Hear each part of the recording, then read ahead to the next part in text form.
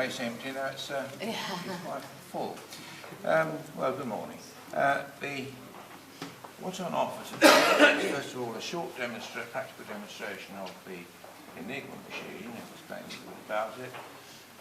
That will be followed by a demonstration of the machine that's used to substantially help in the finding of the Enigma keys throughout the Second World War, a machine known as a Turing bomb. That's a practical demonstration also. And then if you're interested in getting a little more insight into the rather clever thinking that led to the design of the bomb, I'll be giving a talk in the mansion at 12 o'clock. That's a sit-down affair, and I've got a PowerPoint presentation. It lasts about 55 minutes, which will just see us up to lunchtime. And then this afternoon, if all being well, at 2 o'clock, again in the ballroom, I'll be giving a talk on a quite different topic, the breaking of the German naval Enigma ciphers, which was one of the most difficult things they had to accomplish. And that lasts about 3/4 of an hour or so. Okay? Well, let's make a start on the Enigma machine, of which this is a fairly typical representative example. Germans placed great faith in this machine and used it very extensively, as you know, throughout the Second World War, and it was manufactured in considerable numbers. We don't know how many precisely, but the figure of the order of 40,000 wouldn't be far off the mark, that sort of order. So they clearly invested a lot of faith and money in the project, and the machine was used very widely by all three branches of the German armed forces, and with one or two little wobblies, on the whole, throughout the Second World War, they did not believe that it had been broken, not consistently broken anyway, which was not the case, in fact. As you can see, it's really antiquated technology by contemporary standards. It doesn't look much like an iPad. It looks like an old-fashioned typewriter. And the keyboard gives you that impression very strongly. It's very stark and very simple. The keyboard doesn't include a space bar. There's no provision for putting gaps between groups of letters. And there's no provision for entering numbers directly. They have to be spelled out. So it's quite primitive in that sense. Above the keys there's a surface which includes 26 little cutouts, circular cutouts, and each is lined with a transparent disc engraved with the letter of the alphabet, and the letters on the windows correspond to the letters on the keys. And underneath those windows, in registration with them, are 26 little lamps, very much like the lamps used to find in a good old-fashioned electric torch. The world keeps changing, and of course torches these days, on the whole, use light-emitting diodes, not little incandescent lamps, as this machine does. There is a battery built into this box here, so the machine is self-contained and can operate under field conditions without the need for an external power supply. Well, now basically the machine, the operation of it is perhaps best explained in two stages, and the first stage is really very simple, surprisingly so.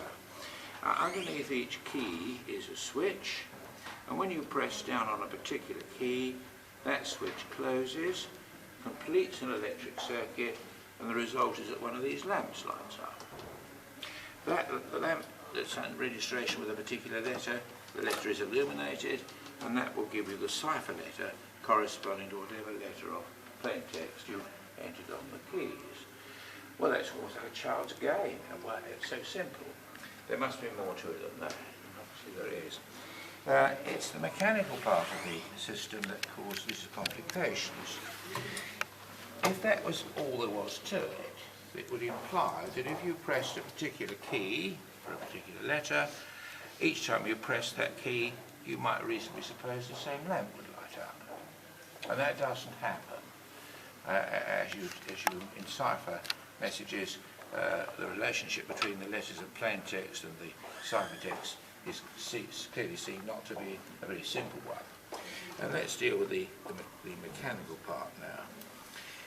In addition to closing the switch, as I've already explained, when you press a key, the mechanical motion which you put in, the keystroke, through a linkage, causes these three components at the back of the machine, which are sometimes called wheels, which is a good term because they turn, or rotors, they change their positions.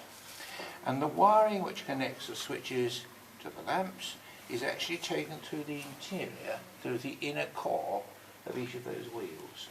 And there are sliding contacts, 26 on each side of each wheel, which make that possible. The result is that when you press a key, the wiring, the rotor changes its position, and the wiring which is connecting the switch to the lamp changes accordingly. So the connections between keys and lamps is not static, it's dynamic, and it changes each time you press a key because of the motion of these rotors. Let me just try to illustrate that in a simple way. I'll press a particular key. I'm going to use L because my hand is less steering less to the keyboard that way. Hopefully it makes that rotor change its position, and now one lamp has lit and remains lit. It's rather wobbly lighting, but there we are, and it's representing letter F. Now if I release that key and now press it a second time, you'll notice it's a different lamp, and this and so on. And that means that each letter of plain text that you enter on the keyboard can be represented by a variety of different cipher letters because of the motion of the rotors. In fact, the characteristics of the machine are such that if we take the letter L, for example, it can be enciphered to any other of the letters of the alphabet except L. It will never encipher as itself. But so each letter of plain text could be enciphered to 25 letters of cipher, which change each time you press a key. So it's quite a complicated system. Now, when it's used operationally, the first thing that has to be done is to set the machine up to what was known as the key for a particular day. These keys were known in advance to the commanding officer of the unit. He was given that information for a month in advance in the form of a document which was called a setting sheet. This is an enlarged version of a setting sheet. I'm not going to explain it all this morning. I'll just refer to one part of it in a moment. So what the operators had to do was to set their machine up at the beginning of the day to the key prescribed in advance. Now that included, among other things, the rotors, the wheels. They can be taken out of the machine quite easily, and in fact they had 5 available, and on a given day they would select 3 from the 5, a prescribed 3, not just a random 3. Each rotor was stamped individually with a numeral, Roman numerals. And so if we look at this sheet here as an example, here's a particular day, the 19th of the month. I don't know what month it would have been, but there we are.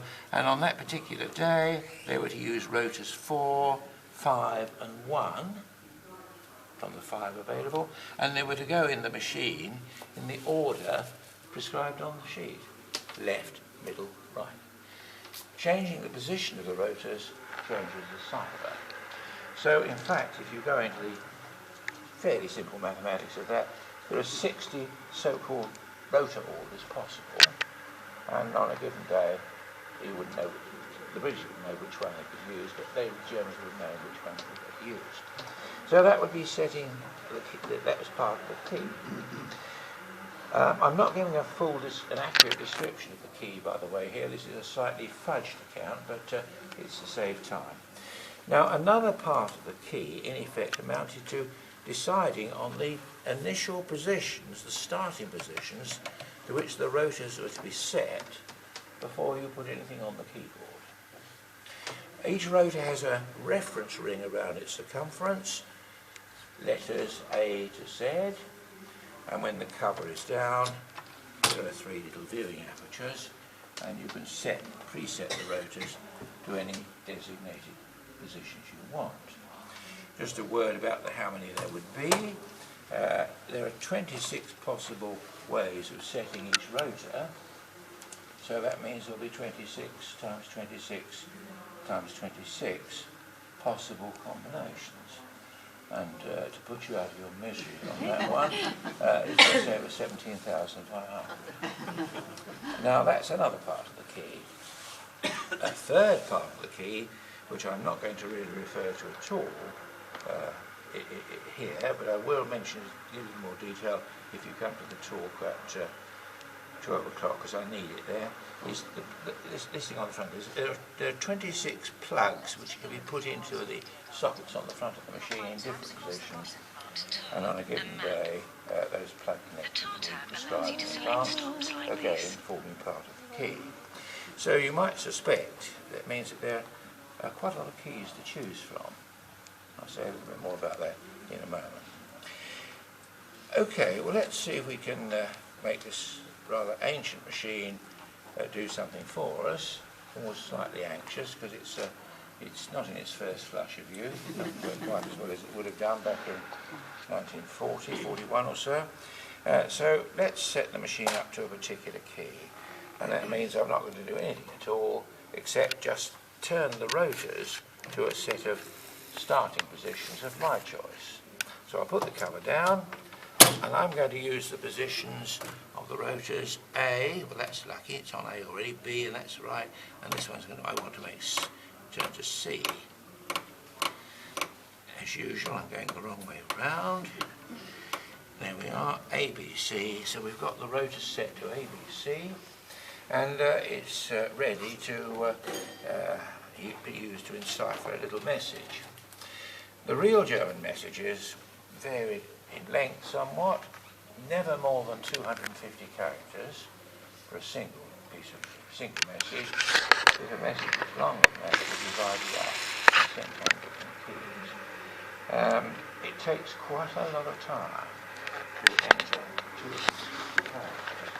You talk about a typewriter keyboard, it may look like a typewriter keyboard, but it's very hard work, very slow and ponderous, and it has to be done really at the time.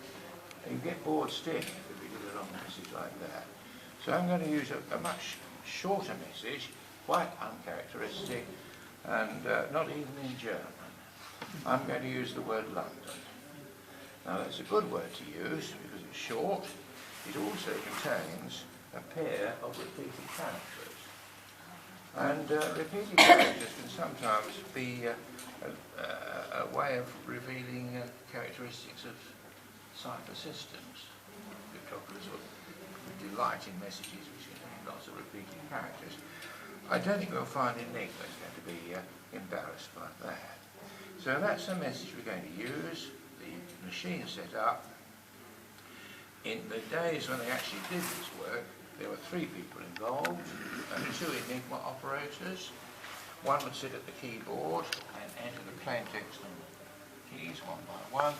A colleague sitting alongside with a notepad and pencil, and he would record the identity of the letters that were illuminated. And when they finished that task, the result, the ciphertext, would be given to the wireless operator, the 3 involved in this game, who would transmit it. Now, the transmission was, surprisingly, in standard international Morse code, the same Morse code that the British were using.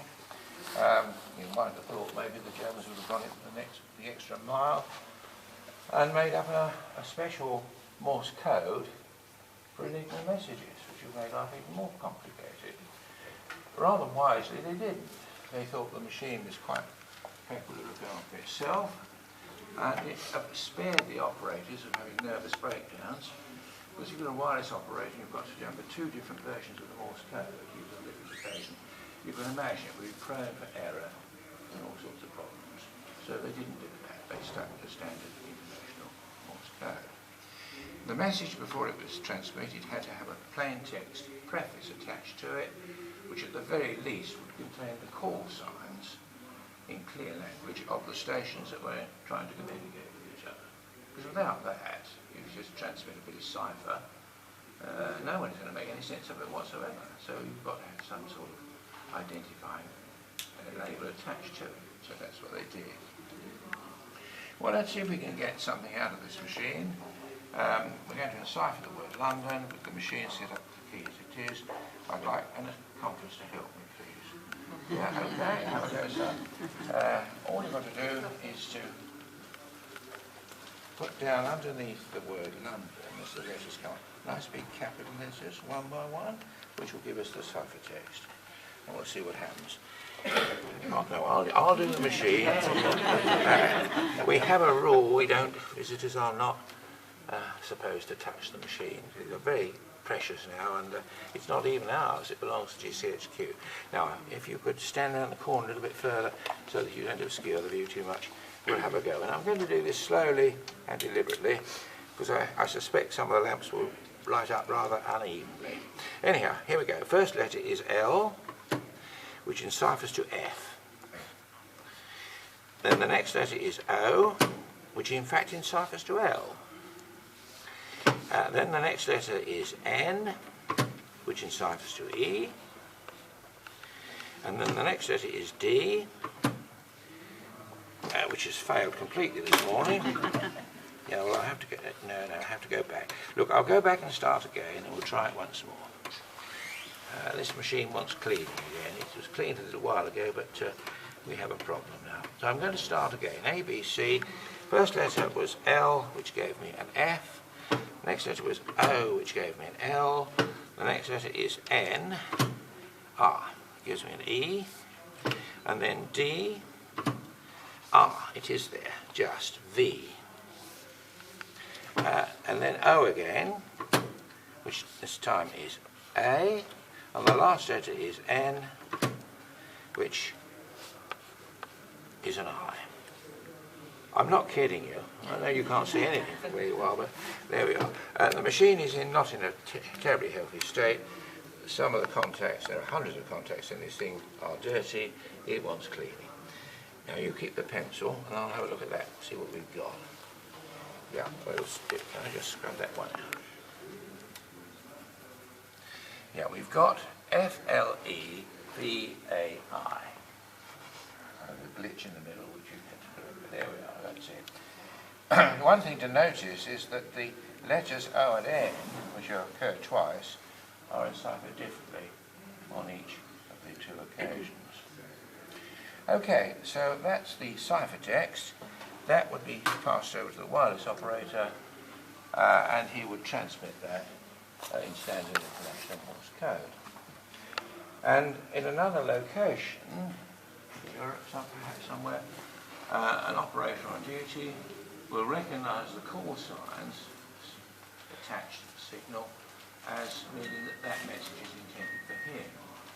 So he'll take down the Morse code, the cipher characters, and then transcribe them back into letters of the alphabet, FLEVAI, mock that, and he'll pass that to his two colleagues who are working on the Enigma machine. And that brings us to perhaps the most memorable feature of Enigma, which is worth remembering. When the Germans designed the system in the first place, they wanted to keep it as simple as possible. The chaps who actually did the work were not specialists. They were ordinary guys selected on German signals units, and so they were not high-powered cryptographers, anything like that. So keep it simple was the motto, shall we say. And the Enigma machine is remarkably simple in the way you can operate it, because you can use it both for enciphering messages, as we've tried to show here rather in a way, and it's also possible to decipher messages on the same machine. And the procedure is remarkably the same for both. Provided that the second machine is set up to the same key that the sender had used, then if you enter the letters of the ciphertext on the keyboard of the second machine, the lamps that light up on the second machine reveal the original plaintext. So on one machine you'll go from plaintext to ciphertext, and on the second machine, ciphertext back to plaintext. But it only works if the two machines are initially set up to be on the same key, the same set of adjustments. If you don't do that, you just get gobbledygook. Well, let's see if it works. So we've got to pretend that this is a new machine now, and we've got to set it up to the key that I used before. Well, that's very simple. All I've got to do is to make sure the rotors start at ABC. And they haven't changed very much because the message was so short.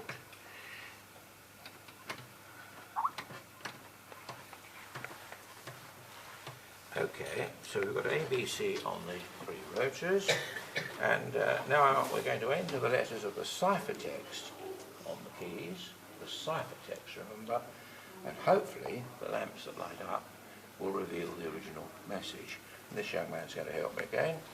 Thank you very much. So, can you repeat what we did before? Only this time, of course, it's the cipher letters that we're putting.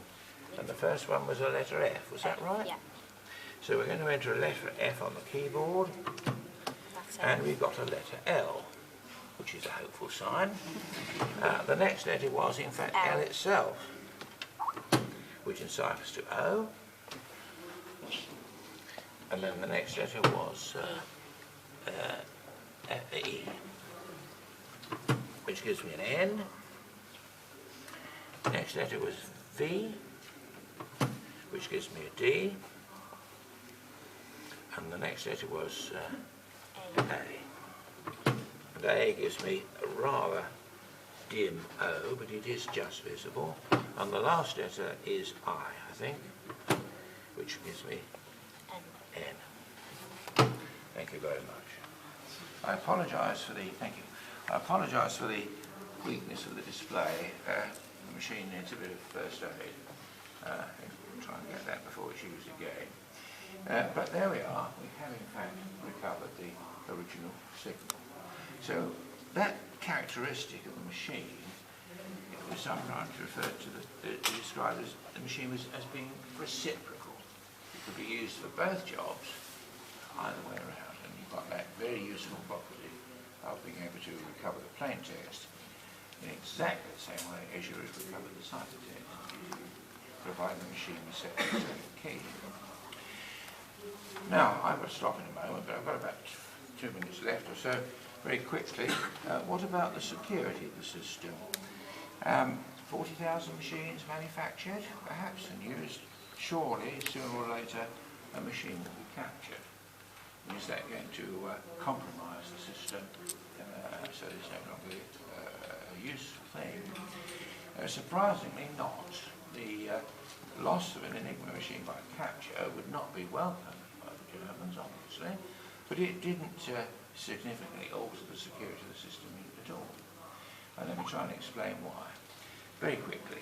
Imagine this is a captured machine, and we've got a ciphertext message on a piece of paper, and we know that if we read that message, we should get some useful information. In order to do that, you've got to enter the ciphertext of the message on the keyboard with the machine set to the appropriate key. And then you've got it. The snag is you don't know the key. And the keys were changed each day. And there are a very large number of them. And a large number is an understatement, running into many, many millions. I'm not going to go into any number of details now. But what it amounted to was that your chance of finding the right key by trial and error was almost nil. You could in fact spend your entire lifetime playing with an Enigma machine, trying different keys, just trying to recover the text from one message without any success. And the Germans thought that was the key to the security of the system because of the so-called huge key space, a number of possible keys that you could set the machine up to. And that was mainly the role of the task of the cryptographers here. Many, many messages being intercepted each day, funneled through to Bletchley Park. You've got the ciphertext. You've got to recover the keys before you can read those messages. The Germans thought that just couldn't be done on a regular basis. The keys would change every day, you see, so it made it enormously difficult. Well, a method was found which was used for the bulk of the war, and the method was based upon some rather clever ideas which were dreamt up by two young Cambridge mathematicians. One of them is very well known these days, Alan Turing, and the other, a gentleman less well known, Gordon Welshman. Between them they came up with some ideas which motivated the building of the machines which look like the one behind me here. And they were used for the Balkan War for recovering parts of Enigma keys. Now I'm going to stop at that point because my colleagues will take over. If you want to go back and explore those basic ideas that they started with, that's what I will try to do in the mansion at 12 o'clock. Lecture lasting about 55 minutes or so. So it's not everyone's cup of tea, that, but it's not mathematics, don't get worried about that. But you have to think of it. That's all. Otherwise I see some of you